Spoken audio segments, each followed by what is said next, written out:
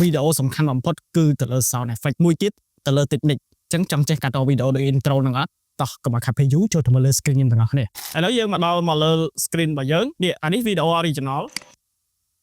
អូខេអានេះវីដេអូដែលយើងកាត់ហើយឃើញទេវាមានភាពតាក់ទាញជាងតោះកុំឲ្យខាត់ពេលយូរចឹងយើងចូលទៅមើលរបៀបធ្វើទាំងអស់គ្នាឥឡូវយើង play ម្ដងទៀតមកនេះឃើញទេយើងត្រូវសារ៉េរាល់កន្លែងដែលយើងវាយដៃនៅពេលដែលវាយដៃហ្នឹងគឺវាត្រូវដូរពណ៌ឯងអូខេនេះកន្លែងនេះអញ្ចឹងខ្ញុំសារ៉េខ្ញុំកាត់កន្លែងហ្នឹងមកខ្ញុំកាត់ជា2វិធីកាត់អ្នកទាំងអស់គ្នាអាចយកឡានមកបានឬក៏ control OK មកគឺវាកាត់ដាច់ជា2ឯងអូខេខ្ញុំ right click ខ្ញុំ unlink វាមួយអានេះគឺដូចគ្នាខ្ញុំ right click ខ្ញុំ unlink វាមួយ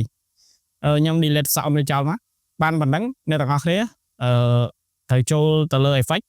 រួចរកពាក្យមួយដែលមានឈ្មោះថាយើងរកពាក្យblack and white អ្នកទាំងអស់គ្នាវាយតែ W8 មកវានឹងចេញ black and white ហើយអូខេខ្ញុំចុចលើវាខ្ញុំយកមកតម្លាក់នៅលើអា layer របស់យើងហ្នឹងមកអា layer ដែលយើងកាត់មុខហ្នឹងតម្លាក់ពងវានឹងដូរ screen ទៅជា black and white ហើយតែមកបានប៉ុណ្ណឹងអូខេយើងកាន់តែ play មក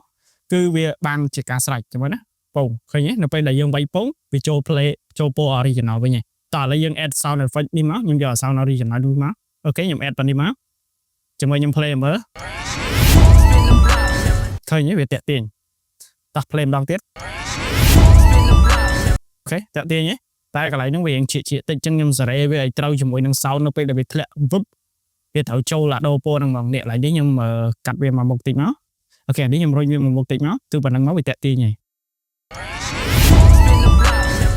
អូខេខ្ញុំគិតថាវីដេអូហ្នឹងតែប៉ុណ្្នឹងទេអញ្ចឹងបើសិនជាចង់ចេះកាត់តវីដេអូបន្ថែមទៀតនិង technique ខ្លីៗក៏ដូចជា sound effect ថ្មីៗ transition ថ្មីៗកុំភ្លេចជួយ follow និងចុច like ដើម្បីទទួលបានវីដេអូថ្មីៗទៀតតោះបាយបាយជួបគ្នានៅវីដេអូបន្ត